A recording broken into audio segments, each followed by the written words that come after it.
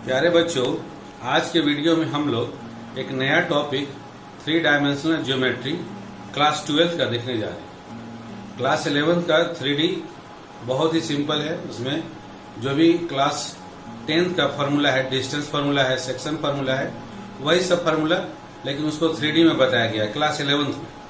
So class 11 का 3D easy है बनिस्बत 3D class 11 के। क्लास 12 में 3D लिटिल बिट लेंदी है। तो आज हम लोग क्लास 12 का जो 3 डायमेंशनल ज्योमेट्री है उसको स्टार्ट करते हैं। उसमें बेसिकली पहला जो टॉपिक है वो है आपका किसी भी स्ट्रेट लाइन का डायरेक्शन कोसाइन, डायरेक्शन रेशियो का कंसेप्ट, और उसके बाद दो उसमें चैप्टर हैं। एक चैप्टर है स्ट्रेट लाइन और दूसरा है प्लेन के बारे में डिटेल। तो आज हम लोग देखते हैं जो बेसिक कंसेप्ट है जिससे हम लोग 11.1 चैप्टर को बना सकते हैं। Direction cosine and direction ratio किसको कहते हैं? ओके, ये जो डायरेक्शन रेशियो और डायरेक्शन कोसाइन का कंसेप्ट है आप ऑलरेडी वेक्टर के पहले वीडियो में देख चुके हैं। वेक्टर भी क्या है? एक डायरेक्टेड लाइन है।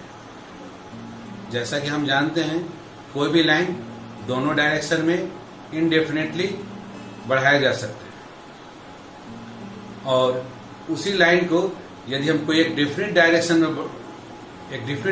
दे दे तो वो हमारा डायरेक्टेड लाइन क्या हो जाता है? वेक्टर हो जाता है।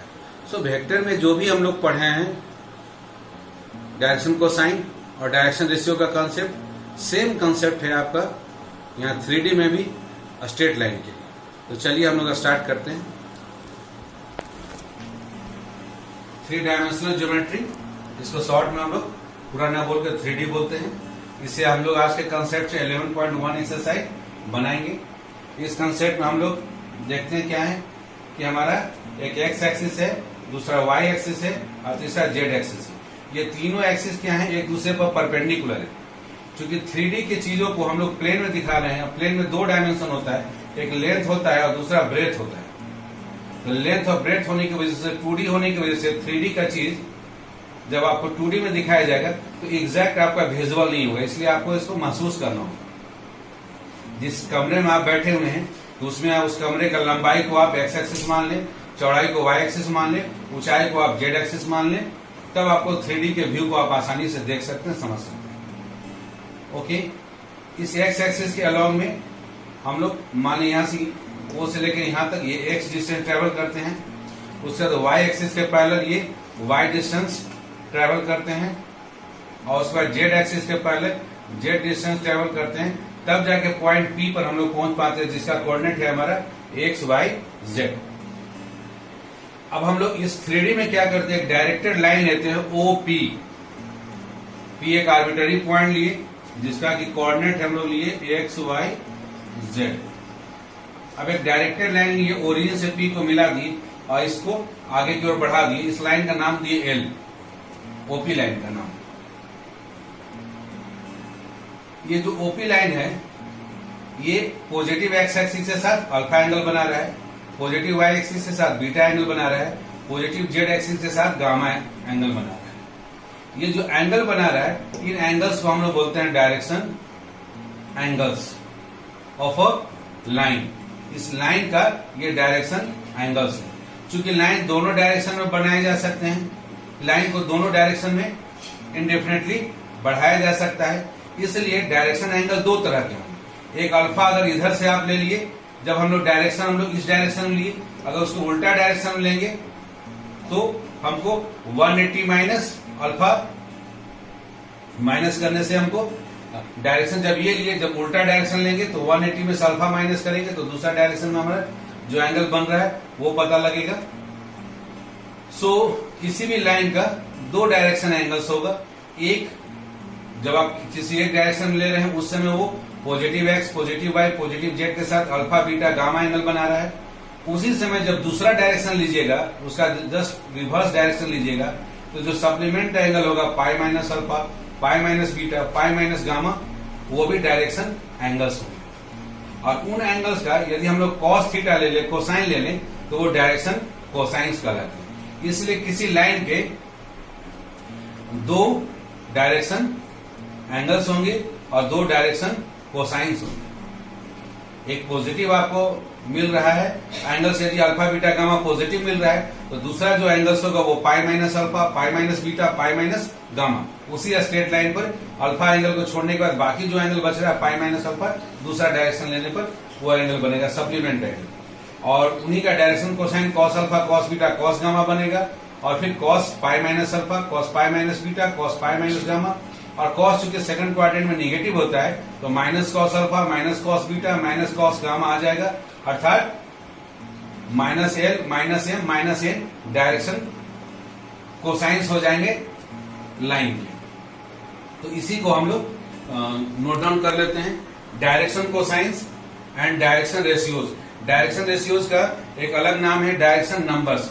बहुत से बुक में डायरेक्शन रेशियोज ना बोलकर डायरेक्शन नंबर्स बोलेंगे, दोनों एक ही चीज है। Direction cosines and direction numbers of a line. किसी लाइन का डायरेक्शन कोसाइन क्या होगा, डायरेक्शन रेशियो या डायरेक्शन नंबर क्या होगा, इसी के बारे में डिटेल जानते हैं। हम लोगों ने समझा दिया है, अब इसको हम लोग डिफिनेशन देख लेते हैं। और डायरेक्टेड लाइन एल, ये जो डायरेक्टेड लाइन था एल, और directed line L passing through origin makes angles alpha beta gamma with X Y and Z axis respectively are called direction angles. कोई भी डायरेक्टेड लाइन एल लिए और ये positive X Y and positive Z axis के साथ alpha angle, beta angle, gamma angle बनाए, इन्हीं angles को हम लोग डायरेक्शन एंगल्स बोलते हैं। अब इन एंगल्स का जो कोसाइन ले लेंगे, cosines of these angles, namely अगर कोसाइन ले लेंगे तो क्या एंगल हो जाएगा, cos alpha, cos beta, cos gamma are called, इनको हम लोग बोलते हैं direction cosines of the directed line L. Directed line L का ये डायरेक्शन कोसाइंस कहलाते हैं। अब आइए, यदि हम ये डायरेक्शन लिए, इस डायरेक्शन में यदि हम लोग लाइन को दूसरे डायरेक्शन में यदि बढ़ा दें, यहाँ ये लाइन दिख रहा है कि जैसे एक्स एक्सिस सही से होकर पास कर रहा है, अगर इस डायरेक्शन में यदि आप कंसीडर करें तो एक तरफ यदि लाइन अल्फा एंगल बना रहा है पॉजिटिव एक्स के साथ, तो दूसरे डायरेक्शन में लेंगे तो पाई माइनस अल्फा एंगल बनाएगा। If we reverse the direction of L, यदि डायरेक्शन ऑफ एल को हम लोग रिवर्स कर दे, उल्टा डायरेक्शन ले लेंगे, द डायरेक्शन एंगल्स आर, तब हो जाएंगे supplements pi minus alpha, pi minus beta and pi minus gamma. और इनका यदि कॉस ले लेंगे तो ये सभी निगेटिव आ जाएंगे, minus cos alpha, minus cos beta और माइनस कॉस गामा हो जाएगा। Hence the sign of direction cosines are reverse. यदि इनके डायरेक्शन कोसाइंस ले लेंगे तो उनके साइन क्या हो जाएगा, रिवर्स, क्योंकि cos pi minus alpha cos second quadrant में निगेटिव होता है, तो minus cos alpha, minus cos beta और माइनस कॉस गामा हो जाएगा। इसलिए हम लोग बोलेंगे कि जो साइन ऑफ डायरेक्शन कोसाइन का जो साइन होगा वो उल्टा हो जाएगा, रिवर्स हो जाएगा, जो पहले वाला था। यहाँ 2 नोट ध्यान में रखना है, स्टार मार्क्स देखिए यहाँ बताया गया। पहला है कि as we know every line can be extended indefinitely. प्रत्येक लाइन को हम लोग इंडेफिनेटली दोनों तरफ बढ़ा सकते हैं in both the direction. So a line has 2 sets of direction cosine, इसलिए प्रत्येक लाइन को 2 सेट ऑफ डायरेक्शन कोसाइन होता है। For unique set of direction cosine, आप चाहते हैं कि आपका डायरेक्शन कोसाइन यूनिक रहे, तब उस लाइन में क्या करें, एक स्पेसिफिक डायरेक्शन ले लें, उस लाइन का कोई एक विशेष डायरेक्शन ले लें। जब कोई एक विशेष डायरेक्शन लेंगे, जैसे हम ये ले लिए, तो ये एंगल हमारा ये अल्फा, ये पॉजिटिव एक्स वाई जेड के साथ अल्फा बीटा एंड गामा ही बनाएगा, कोई दूसरा एंगल फिर नहीं बनाएगा। इसलिए for unique set of direction cosine we take a directed line. तो हम इस तरह से डायरेक्टेड लाइन का मतलब एक डायरेक्शन लिया हुआ लाइन ले लेंगे, तब उस समय ये directed line positive X, positive Y, positive Z के साथ कोई स्पेसिफिक एंगल ही बनाएगा, अल्फा बीटा एंड गामा जैसे बना रहा है तो बस वही बनाएगा। अब केवल लाइन बोलेंगे तो लाइन में दोनों पॉसिबिलिटी, ये अल्फा बीटा गामा के अलावा अगर दूसरा डायरेक्शन ले लेते हैं रिवर्स डायरेक्शन, तो उसमें minus cos alpha, minus cos beta, minus cos gamma भी हो जाएगा। तो दूसरा नोट भी ध्यान रखेंगे। दूसरा नोट क्या है कि ये कोई जरूरी नहीं कि यहाँ तो हम लोग लिए हैं directed line passing through origin.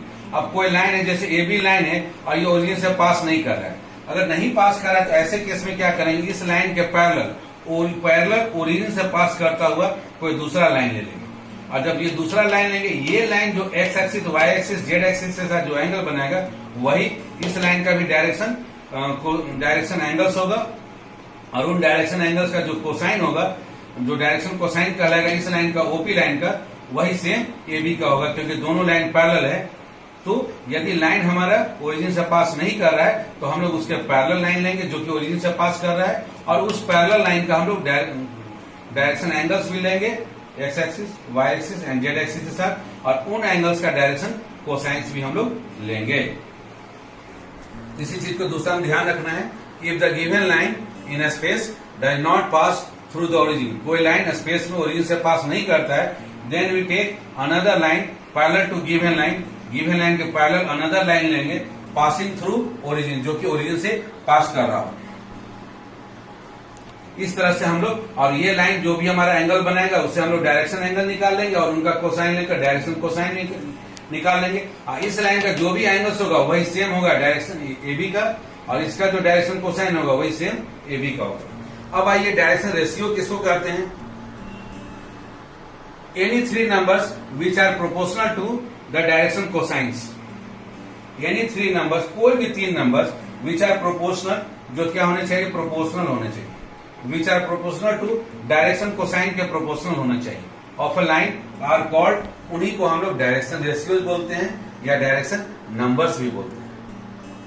कोई भी नंबर जो कि डायरेक्शन कोसाइन के प्रोपोर्शनल होगा, जैसे मान लेते हैं ए डायरेक्शन कोसाइन एल के प्रोपोर्शनल है, तो ए हो गया डायरेक्शन रेशियो हो गया। प्रोपोर्शनलिटी को हटाने के लिए कांस्टेंट यूज किया, लेमडा मान ले, ए बराबर lambda times L.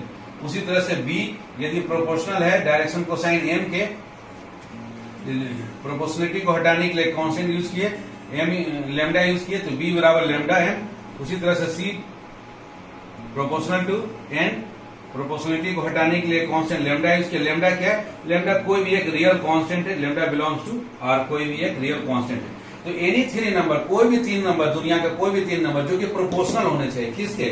Direction cosines के प्रोपोर्शनल होने चाहिए, वो नंबर्स डायरेक्शन रेशियोज के नाम से जाने जाएंगे या डायरेक्शन नंबर्स के नाम से जाने जाएंगे। इसलिए किसी भी लाइन का डायरेक्शन रेशियो इनफाइनाइट हो सकता है।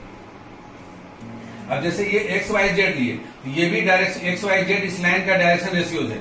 अब यहाँ का इस लाइन के ऊपर में ये पॉइंट लेंगे तो इसका जो भी कोऑर्डिनेट होगा वो भी इस लाइन का डायरेक्शन रेशियोज होगा। यहाँ का जो पॉइंट लेंगे वो भी इसका डायरेक्शन रेशियोज होगा। इनफाइनाइट डायरेक्शन रेशियोज होंगे किसी लाइन के, लेकिन डायरेक्शन कोसाइन दो ही होगा एक लाइन के लिए, और कोई इसको डायरेक्टेड लाइन ले लेंगे तो वो भी जाके यूनिक हो जाएगा, क्योंकि जिस डायरेक्शन में लिए उसके हिसाब से कोई एक ही अल्फा बीटा गामा एंगल मिलेगा, तो वैसे में यूनिक हो जाएगा। अब हम लोग देखेंगे relation between direction cosines of a line. जो डायरेक्शन कोसाइंस है, cos alpha, cos beta, cos gamma, उसमें क्या संबंध है? ये बहुत ही इंपॉर्टेंट रिलेशन है, इस पर कॉम्पिटिटिव एग्जाम में क्वेश्चंस पूछे जाते हैं, इसको जरा ध्यान से देखें। Let A B is a given line, A B कोई एक गिवन लाइन है आपका, ये X axis, Y axis, Z axis है। इसमें ड्रॉ अनदर लाइन ओपी, एक दूसरा लाइन हम लोग ओपी खींचते हैं जो कि ओरिजिन से पास कर रहा हो, OP passing through origin and parallel to A B, और ए बी की ये पैरेलल है विथ डायरेक्शन कोसाइंस। इस ओपी का डायरेक्शन कोसाइंस हम लोग मान लेते हैं कि उसका नाम है एल एम एन। एल का मतलब कॉस अल्फा, एम का मतलब कॉस बीटा, एन का मतलब कॉस गामा। अब क्या करते हैं कि from P draw perpendicular P Q. अब पी पॉइंट से क्या करते हैं, ये चूंकि 3D का फिगर है, इस पी पॉइंट से, अब स्पेस में पी पॉइंट से हम इस एक्स एक्सिस के ऊपर में एक परपेंडिकुलर पी से पी क्यू ड्रॉ कर देते हैं। स्पेस में किसी भी एक्स एक्सिस या वाई एक्सिस या जेड एक्सिस पर परपेंडिकुलर ड्रॉ कर सकते हैं, तो पी से क्यू पर एक्स एक्सिस के ऊपर परपेंडिकुलर ड्रॉ कर, यहाँ दिख नहीं रहा है लेकिन ये हम लोग परपेंडिकुलर ड्रॉ किए, ये 90 डिग्री हम लोग प्लॉट किए। तो from P draw perpendicular P Q on X axis, x axis के ऊपर में परपेंडिकुलर ड्रॉ किए। तो जो परपेंडिकुलर एक्स एक्सिस के ऊपर में ड्रॉ किए वो कितने के बराबर हो गए? यदि पी से ड्रॉ किए तो पी का कोऑर्डिनेट यदि ए बी सी है तो ओ से क्यू का दूरी हो जाएगा, तब आपका ए हो जाएगा। और ओ से पी का दूरी हम लोग पी पॉइंट आर्बिट्ररी लिए हैं स्पेस में, तो पी पॉइंट का हम लोग कोऑर्डिनेट मान लेते हैं ए बी सी है, और ओपी का जो दूरी है वो आर है। तो ये एक राइट एंगल ट्रायंगल हो गया P O Q, P O Q एक राइट एंगल ट्रायंगल हो गया, जिसमें कि क्यू एंगल आपका 90 डिग्री है, और पी ओ क्यू, ये जो पी ओ क्यू एंगल ये अल्फा एंगल है।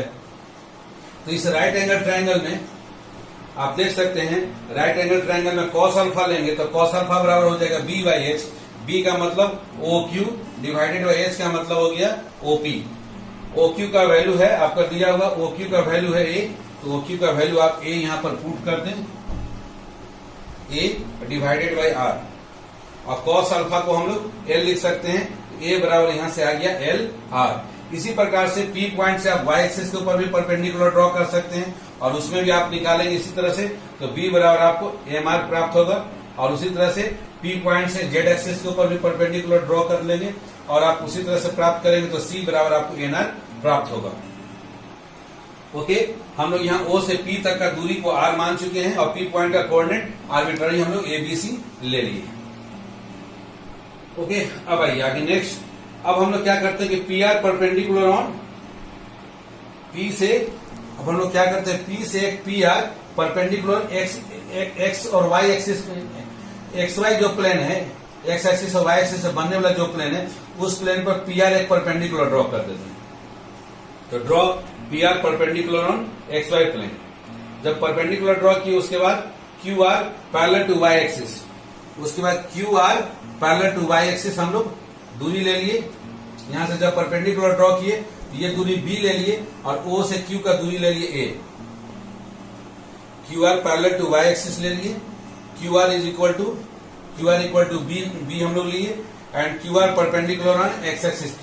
क्यू से आर, क्यू आर जो है आर से जो क्यू इस पर डाले हैं इस एक्स एक्सिस के ऊपर में परपेंडिकुलर है। जो P R perpendicular X Y plane पर डाले उस फुट ऑफ परपेंडिकुलर से एक नया परपेंडिकुलर हम लोग ओ एक्स एक्सिस के ऊपर में डालेंगे, ये एंगल 90 डिग्री आपका। तो ओ क्यू आर भी एक राइट एंगल ट्रायंगल है, राइट एंगल ट्रायंगल में 90 डिग्री है। तो हमको पाइथागोरस थ्योरम से पता है कि ओ आर का स्क्वायर बराबर हो जाएगा O Q square plus Q R square, अर्थात ओ आर स्क्वायर बराबर हो जाएगा A square plus B square हो जाएगा। So in triangle O Q R में देखिए ओ आर स्क्वायर बराबर O Q square plus Q R square. So O R बराबर रूट अंडर दोनों का वैल्यू ए और यहाँ बी पुट कर दीजिए, root under A square plus B square. अब आप क्या करेंगे, पी से पी आर चूंकि एक्स वाई प्लेन पर डाले हैं तो ये भी एंगल 90 डिग्री है, तो ये एक राइट एंगल ट्रायंगल है ओ आर पी। और इस राइट एंगल ट्रायंगल में ओपी का स्क्वायर हाइपोटेन्यूज का जो स्क्वायर होगा बाकी दोनों अन्य साइड ओ आर का स्क्वायर और प्लस पी आर के स्क्वायर के बराबर होगा। अब ये पी आर मेरा कितना है, तो पी आर हमारा सी डिस्टेंस के बराबर है क्योंकि पी का कोऑर्डिनेट हम मान के लिए हैं ए बी एंड सी है। इसलिए पी से जो परपेंडिकुलर ड्रॉ किया वहां से एक्स एक्सिस और वाई एक्सिस पर जो परपेंडिकुलर ड्रॉ होगा, एक्स एक्सिस पर जो परपेंडिकुलर ड्रॉ किए वो है आपका ओ से क्यू तक का दूरी है ए और क्यू से आर तक का दूरी है जो कि वाई एक्सिस पर पैरेलल है, ये बी है। तो इस तरह से आर स्क्वायर का वैल्यू, ये आप याद रखिएगा कि जो भी आर्बिट्ररी पॉइंट 3D में लेते हैं उस पॉइंट का ओरिजिन से जो दूरी होगा ये बहुत इंपॉर्टेंट फॉर्मूला है।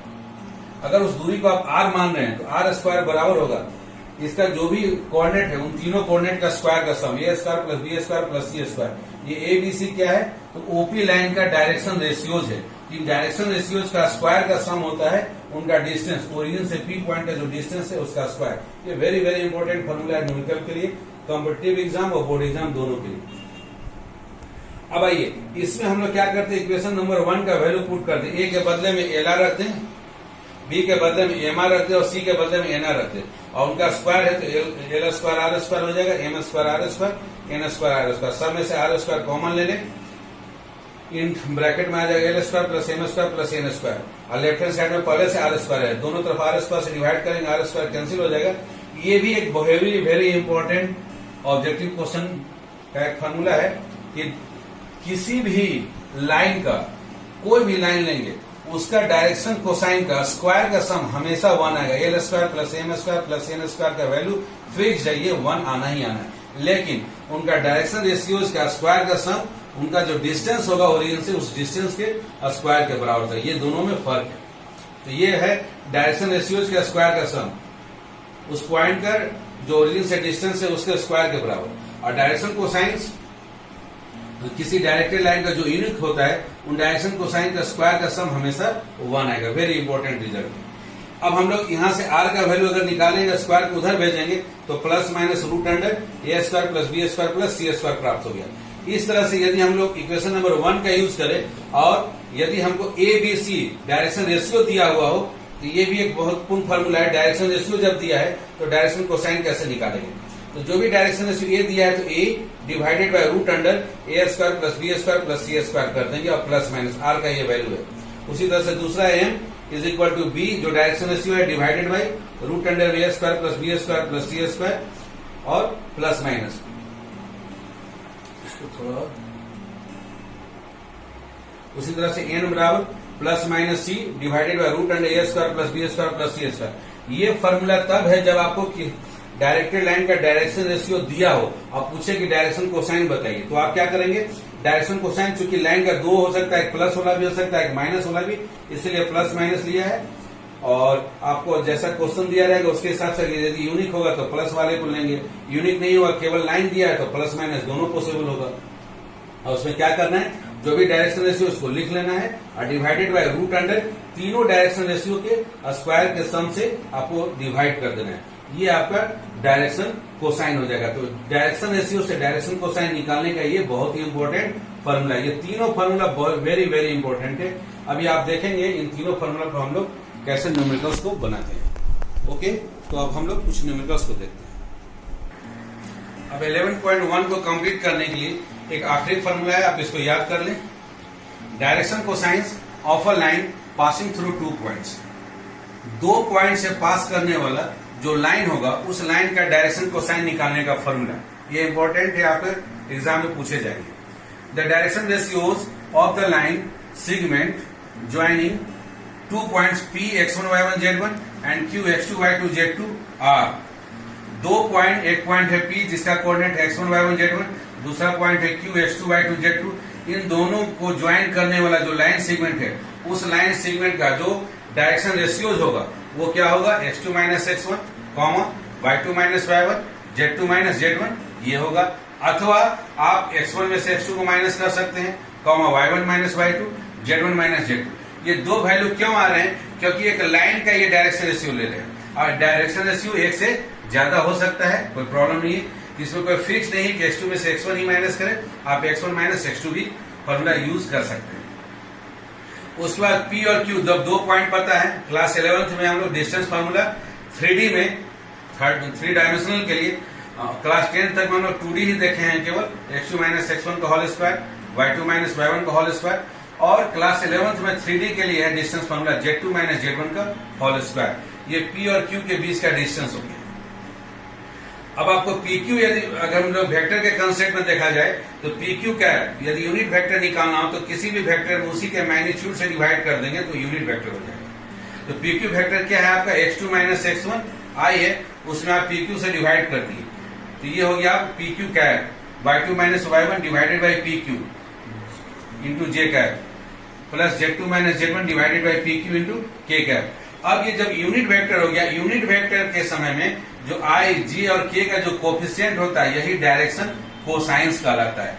इसलिए यदि 2 पॉइंट दिया हो तो डायरेक्शन रेशियो निकालने के लिए आप simply x2 minus x1 y2 minus y1 z2 minus z1 अथवा x1 minus x2 y1 minus y2 z1 minus z2 formula इस्तेमाल करें।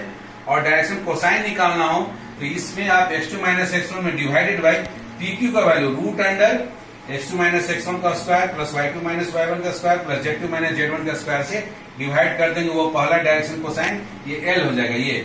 फिर दूसरा m निकालना तो उसी प्रकार से m2 y2 minus y1 divided by फिर से PQ का वही वैल्यू आप root under x2 minus x1 का square plus y2 minus y1 का square plus z2 minus z1 का स्क्वायर।